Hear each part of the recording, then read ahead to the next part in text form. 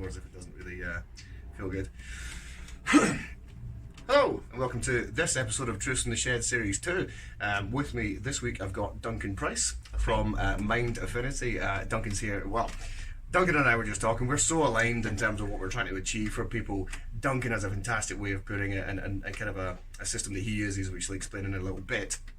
And today he's here to share sort of his guidance for people and his advice, a very specific piece of advice, which I think is fantastic, that people can use. So first of all, Duncan, you know, what is it you do at Mind Affinity? So I'm a hypnotherapist, psychotherapist, NLP coach, blah, blah, blah. The title doesn't really matter. What I do is, first and foremost, I love the sound of my own voice. He does. And I use that to help people, not to help people actually, to empower people to help themselves.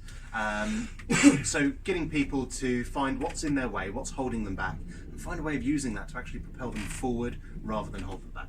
Nice, yeah, really good.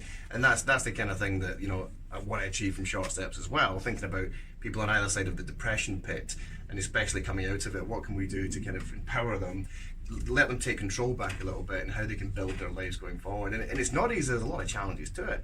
And I'll give you a quick example. So this weekend I had a challenge myself. I had some very kind of visceral and critical feedback.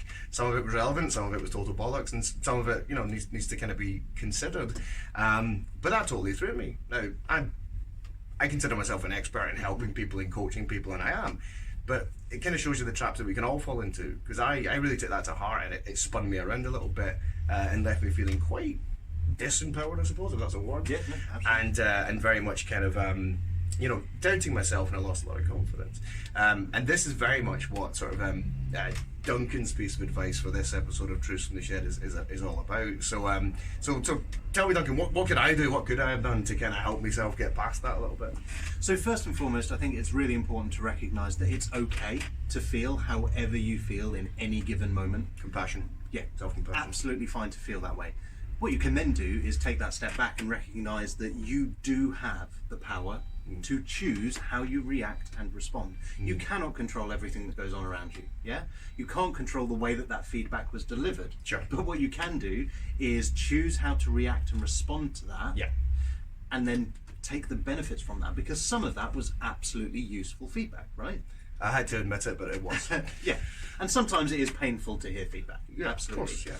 But it's all the more painful if you allow that to negatively impact you and to focus on those negative emotions around it, rather than to take the positive message and turn it into something that can be useful. Sort of action orientated kind of thing. So, you know, absolutely spot on. In fact, you know, as I said earlier on, this is the stuff that I help people with, and yet I did get rattled by it. And okay, it was only 2 days, and now I'm sort of, especially from talking to Duncan today, sort of getting a bit of context on it again. I was thinking about a feedback model that we used to use at work to help people in my old job. So this SARA model, which came up, which was when you first get that kind of visceral, quite critical negative feedback, shock, you know, and then most likely anger, which is absolutely what happened to me. I walked away from this conversation absolutely raging. But the next bit below the line is the R and the A, and you've got that choice, and this is exactly what Duncan's talking about: to reject it or choose what to accept from it.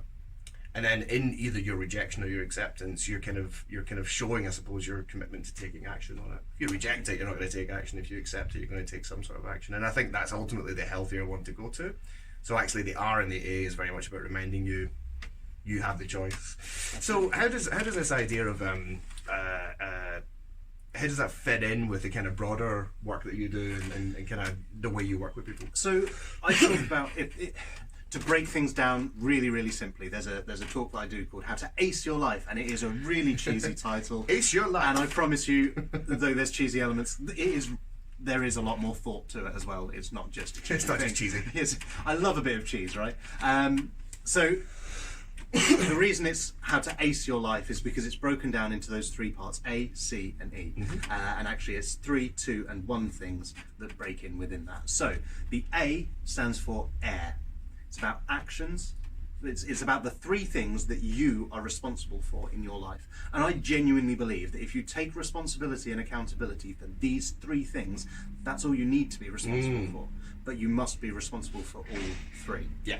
So the first one is your actions. I don't think anyone will disagree. You are responsible for your own actions. If I decide to punch Chris right now, tempting though it might be, and as much as it will probably get more views for him as well, I'm absolutely responsible for the backlash that may come from that. Yeah, he did that, or he would have done that. Don't do that. I won't do that. But I'm also just as responsible for my inactions, the stuff that I don't do. You know, like that parking fine that comes through the door and you just ignore it and don't think about it because you don't want to have to deal with it, and then you have to pay even more. Of course, double. Yeah, you could have just not got that parking fine in the first place. Yeah. And the temptation in that situation is to rant and rave and swear about that company that have given you the parking fine and conveniently ignore the fact that you chose to park there. This links you to didn't part pay one. for the ticket and you didn't do it. Yeah. You have to accept the actions you made at the time. Yep. So the actions are yours, and then the inactions of not dealing with that and Also yours, responding to it, also yours. The third one, and this is the one that sometimes takes a little bit more practice, but you can absolutely nail, is you are responsible for your reactions. You're responsible for the way you choose, and it is a choice. When you learn how to make it a choice, it is a choice how to react to the things that are going on around you. A really simple and silly example of this that Chris and I were talking about earlier, because it's a nice warm day today. I was talking about the wonders of aircon in my car, and he was saying he's more of a windows down kind of chap. I love Brilliant, the story. Great. And then I was talking about there's this sound. You know when the window's just partly open and you get that sort of sound? Yeah. And that used to really bug me until I decided I didn't want it to bug me anymore. And I heard someone refer to it as, you know, it sounds like there's a helicopter above the car. And so now, every time I hear that sound, instead of letting it bug me and annoy me, I just imagine I'm in a car chase, some action movie, and I've got this helicopter hovering above me. Chasing you down. I think that's fantastic. I love that. I'm gonna start doing that myself in the car. The only concern is you might start racing around. Yeah, well, you know, it just makes it more fun, right? That's brilliant, isn't it? So that's just one little example, but there's so much you can do. And in fact, bad drivers on the road are a great way of practicing changing your reactions and responses. Absolutely. I do a whole talk about that, so I won't go into it now. No, that's brilliant. Look that up if you haven't seen it before. Yeah, in fact, actually, I just recorded a live video of that last night. Nice. In my group. Do you mind if I plug my group? No, not at all. Headlong on Facebook, search for Empower Yourself and Others. It's my Facebook group, and it's got a video that I did yesterday exactly about why I love bad drivers. That's brilliant. ACE, we've got AIR for the A, and that's very much Actions, about taking inactions, control. reactions. Actions, inactions, and reactions. That's very much about taking control, and I love that because especially the kind of I, the inactions bit. You know, you'll see a lot of my stuff is a little bit controversial, maybe, and I keep telling people to man up and take. I know, man up, man up. Man up doesn't mean be inactive. Man up doesn't mean inaction. Man up means take action, take responsibility, and ask for help, ask for support. I did that last night when I was struggling. I've spoken to Duncan today about it. So, you know, it is, I think, the more productive things to do. So, C, we're moving on to the second part of the model. Absolutely. So this is the two. So we had the three things: actions, inactions, reactions. The two things are control. Learning to focus on those things that you can control and accept the things you can't. Now, this isn't new. This isn't something I've created. There's quotes that date back to ancient philosophers. There's also the Bible. Then there's loads of modern incarnations of the Serenity Prayer. Yeah, that's the one. Yeah, so learning to accept what you focus on what you can control and accept what you can't. But the really key part is what you can control is those three things that I already just mentioned. And if you're focusing on them, you'll be amazed how quickly and how easily that circle of control can actually grow. And the more you focus on the stuff you can control, the more you begin to influence the stuff that you can't. Nice. And it just becomes easier. Yeah, I love it. And then the final point in the model, A, C, and E, I cheated a little bit with this one. Because a little bit. Yeah, a little bit. Because I wanted the acronym, cheesy as it is, it works better. It's ACE. If I were to stick to English, it would be S, and ACS just sounds like a furniture company. Like a plumbing company. And it's not as catchy. So ACE, E is from the Latin ego, meaning self. Because absolutely, when you understand that there's two elements to this. One is look after yourself first. That is absolutely the most important thing, because all of this other stuff is great, but it means absolutely jack, and you're not able to help those around you if you can't look after yourself first. And then the flip side of that as well is it all starts with yourself. If you want to change the world, or if you want to change your world, you've got to start by changing you. If you're getting frustrated and wound up by the stuff that's happening around you, then you've got to start. If you can't immediately change that yourself, what you can change is the way you react and respond to it. Yeah. If you get really upset with some feedback that you've had, you could choose to get really upset by that. Yeah. Get angry, get defensive. Yeah. But actually, look at what you can do differently. And sometimes the answer to that is distance yourself from that person that's giving you that feedback because it really isn't helpful. But most of the time, there's at least something from that that's worth taking on board and seeing how you can use that positively to get to where you want to be. So that's this week's Truth from the Shed, really, and I absolutely love it because it's incredibly powerful. So, you know, headline, take control, ultimately. And it is hard to do. It's really hard to do. Do you know, actually, go on. I'm going to elaborate on that slightly. It's not about taking control. You already have control. Ooh, nice. That's the thing. You already have control. It's just without realizing it, because you're not consciously making a decision on how you choose to action that control, you're making the decision to allow yourself to be impacted negatively by all this stuff. You're already allowing external things to influence you. What you can do is choose which ones influence you and how they influence you. It's not about taking control necessarily. No, it's about embracing that control that's already there. That's really nice. I like that. I like that a lot, actually. Yeah. So, embrace your control. It's allowed.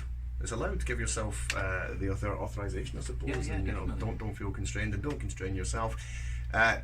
Duncan Price, what's the name of the business? Mind Affinity. And, you know, what a guy. We've got an absolutely similar mission. His is kind of to help basically everyone, I suppose. Or do you everyone. And mine is basically people that have, you know, experienced or on either side of the depression hole. But if I were to pick one specific thing that I want to help people with, I mean, there's so much, but if I had to pick one specific thing, it would actually be around anxiety. Nice. The number of people I've seen go through that process, particularly when they've gone through the NHS, and they've learned how to think about the fact that they're overthinking things, and so they think about it more.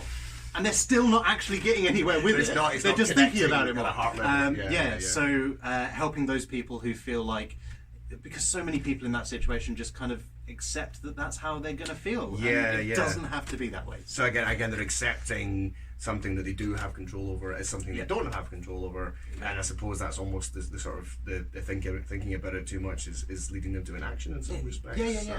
So there you go. So if you suffer badly from anxiety, or you know people who do, you know, give Duncan a shout and see if his methods and approach are right for you. If you guys can work together, that'd be brilliant. If you're suffering from the depression sort of cycle, or you're worried about yourself, give me a shout. You know, so I'll probably flick some of that stuff around, but just for a sort of another ending. So what was it again? Accept control. Accept the control you already have. Embrace, I guess. So I suppose that's kind of the key truth from this week's Truth from the Shed is, you know, as Duncan said, is kind of embrace the control that you actually already have within yourself, and use that to drive positive action. So thank you very much for watching, and I'll see you next time. Cheers. Thanks. One more. Okay. So big thanks again to Duncan for joining me, and we'll see you next time. I always forget to